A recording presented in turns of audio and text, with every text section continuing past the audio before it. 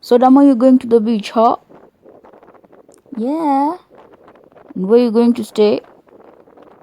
I haven't thought about that, but I definitely want a place that is affordable and has direct beach access. After random internet searches, I was lucky to find such a place. Hey guys, welcome to my YouTube channel, and this is Maisha Chapters.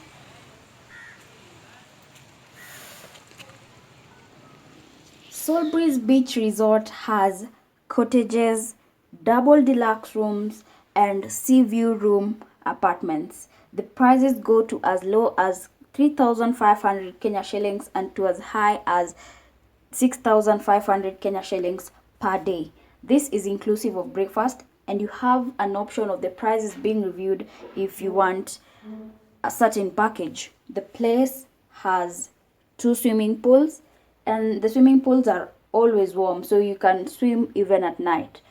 The hot shower works, there is an AC, and the rooms are clean. So I would definitely recommend this place if you're traveling on a budget.